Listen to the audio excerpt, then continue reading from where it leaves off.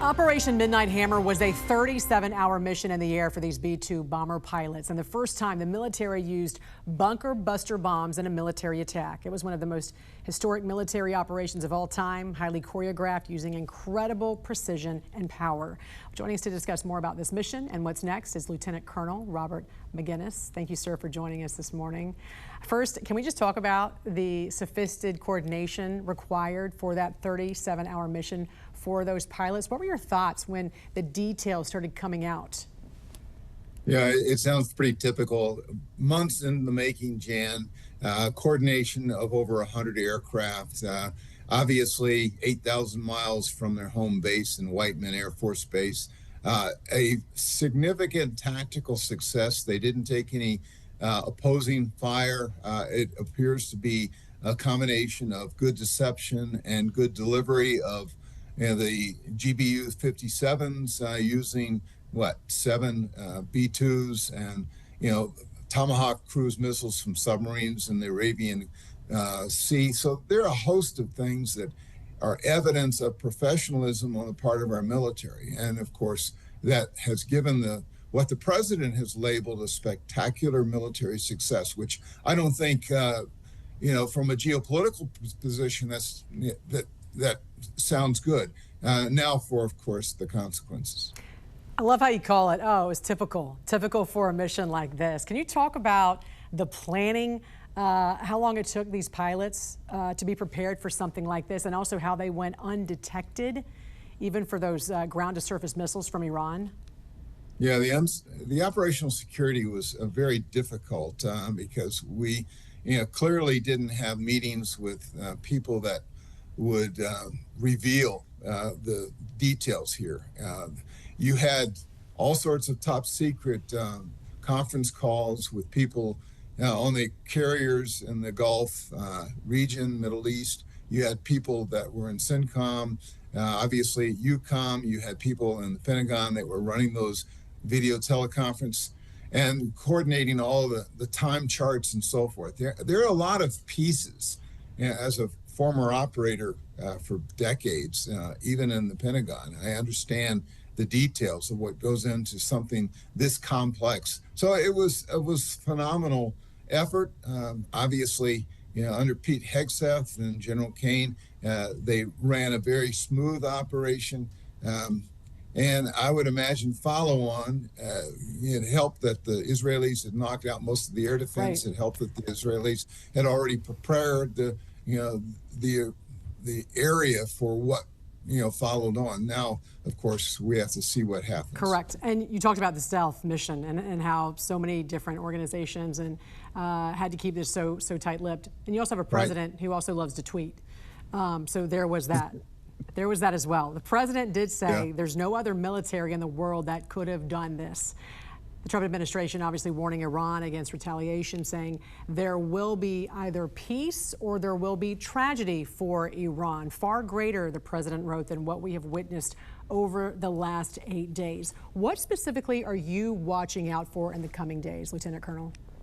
Well, the geopolitical fuse is lit. The Iranians have already said they're going to close the Strait of Hormuz, which 20% of the world's oil flows every day. So we'll see if that happens. They've tried in the past unsuccessfully. They do have thousands of marine mines. They have certainly cruise missiles from naval vessels.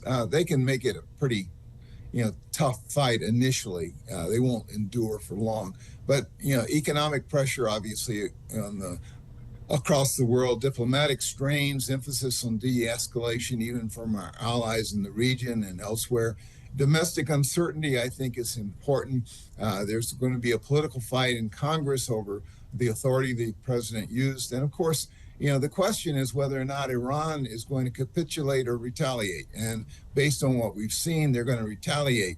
And then, of course, the unanswered question at this point seems to be what China and Russia, will they do anything because of their strategic alignment with Iran? If Iran were to strike and just one American was killed or a military base struck in the Middle East, what would be the next target from the U.S. military? Well, they'll go after probably infrastructure, electricity, perhaps oil production facilities. The Israelis have helped in that regard. But I would think that, yes, the Iranians will seek to kill Americans, and they probably will succeed, maybe albeit limited. I would be more concerned about sleeper cells here in the United States and what they would target. I would suspect that they would plan to target a major infrastructure that would gain credible attention to their cause across the world. And so that's what I think the FBI and Homeland Security are really focused on. Lieutenant Colonel, we appreciate your time with us this morning and hope you can stay with us in our next half hour. We ran out of time here, but I wanted to ask you more about the sleeper cells and, of course, the Strait of Hormuz and what happens if Iran does try to shut it down. So we hope to see you in the next half hour of the National News Desk. Thank you for joining us. Thanks, Jan. Of course, as always, for your service to our country. United Nations Acting U.S. Representative Dorothy Shea said for decades, Iran has been responsible for misery and countless deaths across the Middle East, including Americans, adding the time finally came for the United States in the defense of its ally and the defense of U.S. citizens and interests to act decisively. And for the first time in a highly choreographed, complex military mission, the U.S. military successfully used bunker-busting bombs to strike Iran's nuclear sites. Joining us with more insight is retired Lieutenant Colonel Robert Maginnis. Thank you, sir, for staying with us this morning here on the National News Desk. You know, we're getting word that Iran's foreign minister is in Moscow. He is meeting with Vladimir Putin, discussing how to proceed. Is there any chance Iran would strike U.S. targets without support from Russia or China? Yes, there is a chance. Clearly, sleeper cells have been suspected inside this country for a long time. And of course, Homeland Security is looking, the FBI is looking, local jurisdictions have to be aware of that. But Jan, I want people to understand that, even though I strongly support the removal of Iran, I want people to appreciate that when the president promised during the campaign to remove or to stop the war in Ukraine, he wasn't able to do that thus far. And I think we're finding something like that with Iran long term. You know, like I say, I fully support attacking Fordow and others. However, this spectacular military success does not necessarily, having worked in the Iranian issue for over 50 years, it's going to be easy and it's going to be long. And yes, they will retaliate, but they're going to retaliate on their own timeline and not on ours. This is far more complex than most people want to think. And also, the goal was to make sure Iran could not produce nuclear weapons, correct? So how would you advise the president? Because no one thinks that Iran should have nuclear weapons. Well, I agree, and I've been reporting on that for decades. But Russia now, they always boast about their nuclear arms, and then they're going to supply, they say, to Iran already a precision nuclear weapon, of which they have thousands of them. Do we believe that? Perhaps not. It's hyperbole. However, that means Iran is going to get some outside help. They have strategic relationships with Moscow and Beijing. Beijing needs that 300 million barrels of petrol they've been getting from Iran for years, thanks to Mr. Biden. And so these are issues perhaps far beyond even what the National Security Team has talked to the president about. Iran will not surrender. Iran may be removed in one way or another, but that ideologically charged Islamist radical group will continue to dominate that Texas-sized country. It's just, I'm afraid it's not going to be as easy as most people want to think. Very quickly, I just want to read an alert that I just saw here. This is from the Financial Times. The U.S. Embassy in Qatar has told Americans to shelter in place, signaling concern Iran might retaliate against U.S. strikes on its nuclear infrastructure by targeting the largest U.S. military base in the region. What's your thoughts? No doubt they will. Their timing is going to be in the shadows. We don't know, and we can't anticipate fully, but they will attack at one point or another, and they're going to claim victory over the great Satan. This is far from over.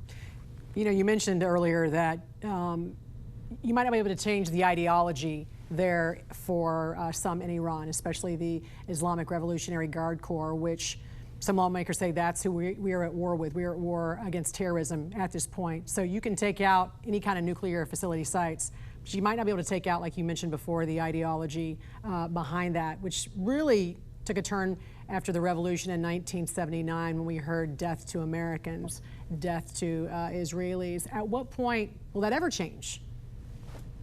Well, it won't change until you kill them all, and I don't think that you will. You can't erase the knowledge they have in nuclear development, so they'll just continue, albeit somewhere else. They are dead set. People that commit, mass murder, as they have against the United States and other people in the region, will continue to do what they've done in the past. Like ending the Ukraine war, this is much, much harder than most people understand. The Iranians are dead set on surviving.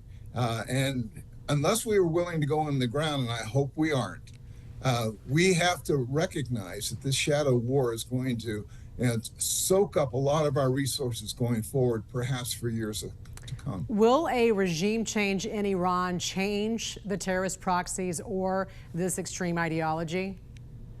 Well, if you remove the IRGC, the Ayatollah, the Baji, and the others, yes. There are some wonderful people in Iran. I've known some. I continue to have contact with some, however. We need to recognize that they don't control the levers of power. If you destroy the levers of power and you get, perhaps organizations and leadership inside the democracy, or at least the freedom-loving portion of the country, then you might cause that to happen.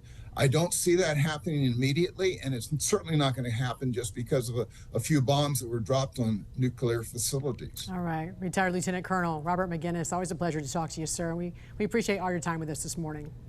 Thank you. Thank you.